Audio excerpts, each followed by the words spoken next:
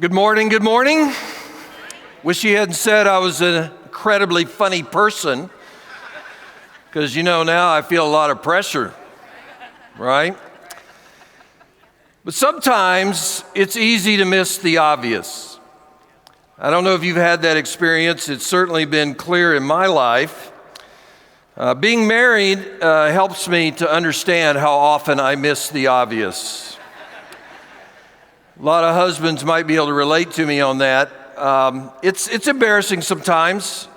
I want to go to the refrigerator and my wife has assured me there's food there for me, and it may be the ham and it may be the cheese and it may be the mustard or the ketchup, and I go to the refrigerator and I cannot find it in there. And so, and invariably I'm asking Mary Kay for help. And she's like, not again, don't make me come in there. It's in the refrigerator, and sure enough, it always is. It's especially embarrassing, Dave, when it's the ketchup, which is in the big red bottle.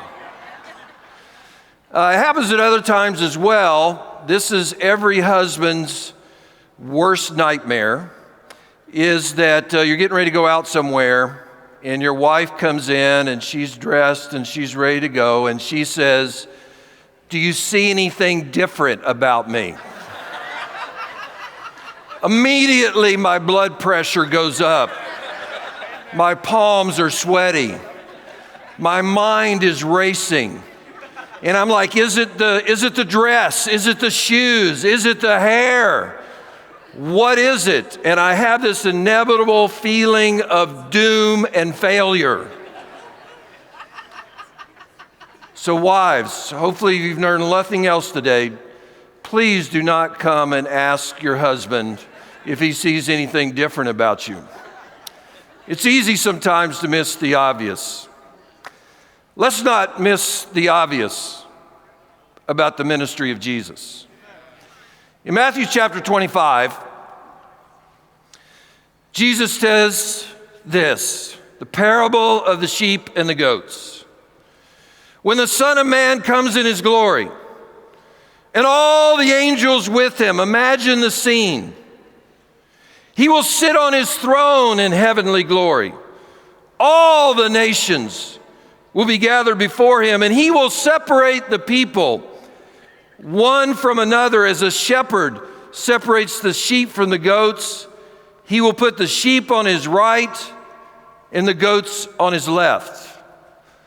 The parables of Jesus, so strong, so powerful, simple, yet poignant.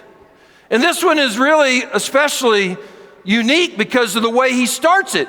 And you can imagine, if you would, in the crowd that day. And he's setting this scene, and it's the judgment day. And Jesus has come back, and there's glory, and there's angels, and there's a throne, and there's all the nations of the world. And it's going to be decided whether you are lost or whether you are saved. This you should also know about the parables of Jesus. Perhaps frequently they have a shock value. Something where it's very surprising and you say, I didn't see that coming. And if you imagine yourself in the audience, what are the next words that Jesus is going to say? And we might imagine what Jesus could have said as we separate the saved from the lost. He could have said, the saved are those who have made Jesus Lord of every area of their life. The saved are those who have generously and faithfully given of their time and their energy and their money to the kingdom of God. Those who have had a great relationship with me through Jesus and their prayer and their Bible study and their evangelism. And you could so many things he could have said, right? But perhaps they were surprised when they hear Jesus say to those on his right, "Come, you who are blessed by the Father. Take your inheritance, the kingdom prepared for you since the creation of the world. For I was hungry and you gave me something to eat. I was thirsty and you gave me something to drink. I was a stranger and you invited me in. I needed clothes and you clothed me. I was sick and you looked after me. I was in prison and you came to visit me. Then the righteous will answer, Lord, when did we see you hungry and feed you, or thirsty and give you something to drink?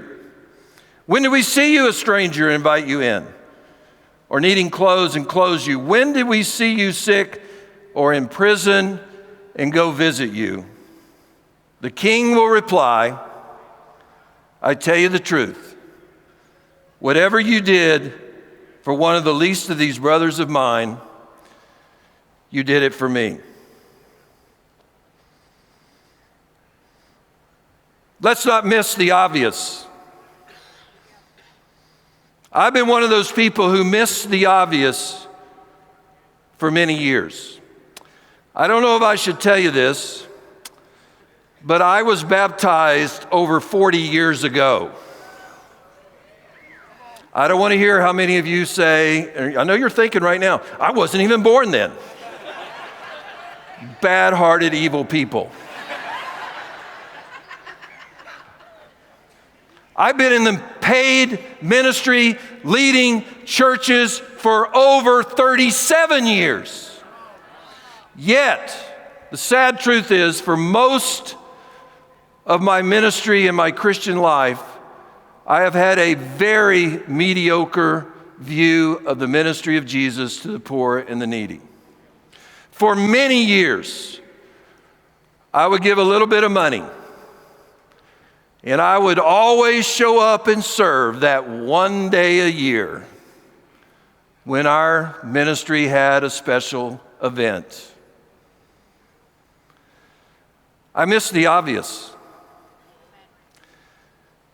A lot of people have helped me along my path, but now that I'm looking again at the ministry of Jesus, you probably already know this. There's three things that we see Jesus doing over and over again, right? He's preaching the gospel, he's discipling and training a few, and he's serving the poor and the needy. What part of that is confusing? What part of that have we missed? Have we missed something obvious? I recently did a study where, it's great. You may know this. There are 4 Gospels: Matthew, Mark, Luke, and John. Some of you are aware of that. And if you add it up, there are 89 chapters that describe the ministry of Jesus. Do the study yourself. I went through there. 43 of the 89 chapters in the Gospel specifically mention the ministry of Jesus to the poor and the needy. How did I miss it? Several of those chapters have multiple accounts of the ministry of Jesus to the poor and the needy.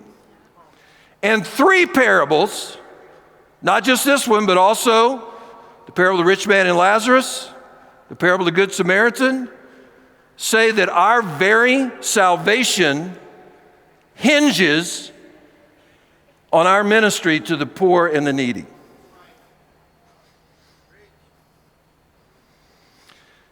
Over the last 10 years, several people have helped me to grow in understanding. People like Doug Arthur, Greg Moretsky, Marlon Shows, Marcel Hall, Christopher Linfeld, most recently Ray Neyland. I expect that I need to grow more. But wherever I'm at today and wherever I've come, it's because other people, sometimes we need other people to help us. The most recent turning point for me was a board meeting of Hope Worldwide that we had last year, and Steve Kennard came, and he was addressing the board as well as some of the Hope employees. And Steve Kennard recently wrote a book on Jesus and the poor. You should get that if you haven't read it yet. And he was doing a couple of devotionals, a couple of mornings in a row. He was doing devotionals and talking about the ministry of, and he said something in that meeting, and I'm one of 2 evangelists in the room, He says, you know, we got a problem in our church. He says, we got a lot of churches and there are a lot of evangelists who never preach about the ministry of Jesus to the poor and the needy. And one sister who was there that day commented, she said, I have been talking to my ministry leader about this for a long time, and I have never even heard him preach one sermon about the ministry of Jesus to the poor and the needy. And that was a tough moment for me, because I look back at my ministry career, and I could not remember even one full sermon that I had preached about the ministry of Jesus to the poor and the needy. Parts of sermons, yes. So as part of my repentance, this year I preached 8 sermons on the ministry of Jesus to the poor and the needy. So let me say a couple of things, and I'm going to look at my phone now because I have no idea how long I've been talking. None of you have texted me. That's good. So I want to say a couple of things to you. And I will say this to the people who might be listening online who are not in the audience today. If you're not a part of the solution, you're part of the problem. And let me be frank, I feel like I should be honest with you. Just my opinion. I do not believe that our global fellowship is anywhere we need to be yet about adopting and understanding and living out the full ministry of Jesus. I think we got a ways to go. There are a lot of people like me who maybe still are missing the obvious. The other thing I want to say to you is, don't give up on your evangelist. Don't give up on your church leader. They're on their journey. And I'm thankful personally for all the grace and patience that's been extended to me. And so what you need to do is you need to pray. You need to be a great example in your home church. And you may need to have significant conversations. Nothing wrong with that. Those people I listed that have had influence on me, there were significant conversations. You need to go and ask your ministry leader, if you feel like they're not where they need to be, ask them to go serve with you. That's what Marlon shows. Some of those names I mentioned you might know. Marlon shows, you go, I don't know who he is. He's a small group leader in my ministry. He has a great passion for the poor and needy. He said, Reese, why don't you come down with me because we're going to feed the homeless this Saturday. I just didn't feel like I should say no. If I'm honest, I wasn't all that excited about it. And then I started doing that. And you know, when you get hands-on, you already know this, right? People like me are just figuring out, that's when things really change. When you get hands-on. And then he goes, so we're starting on this same Union Station Homeless Services in Pasadena where we live, and we've partnered with them in my local ministry, and Marlon says they've got this new program where they're asking for people to volunteer to be mentors to help transition people who want to get out of homelessness. And I'm going to be a mentor. Why don't you come and be a mentor with me? And I didn't feel like I should say no. But it's been a wonderful experience. And I've had people I've been doing that for a couple of years now, and I've had people I've studied the Bible with people, and I brought them to church, and hopefully I've helped them in their journey.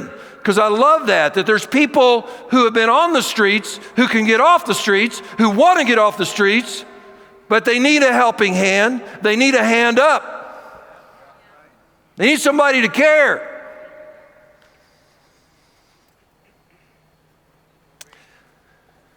I guess I'm supposed to close soon.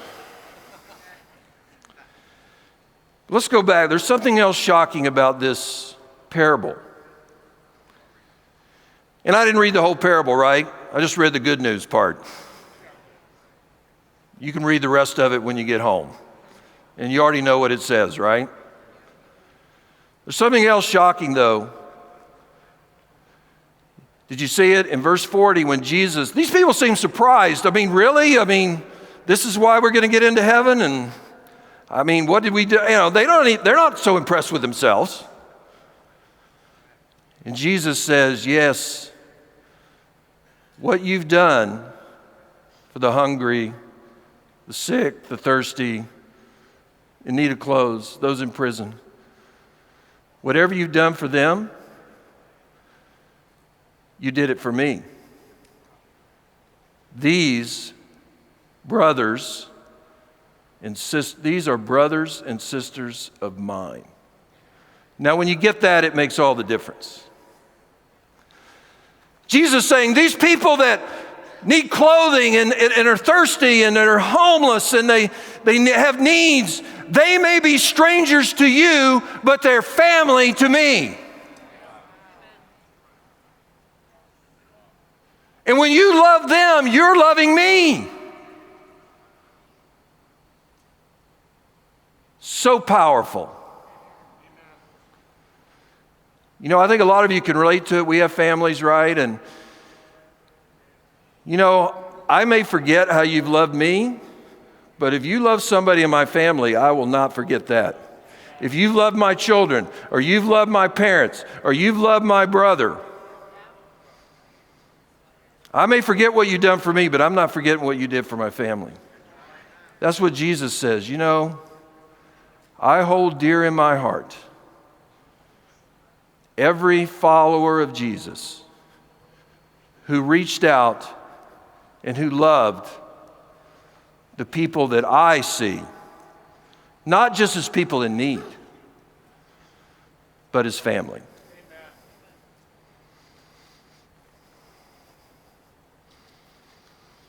This is Jesus. This is the ministry of Jesus. And we are here. God bless.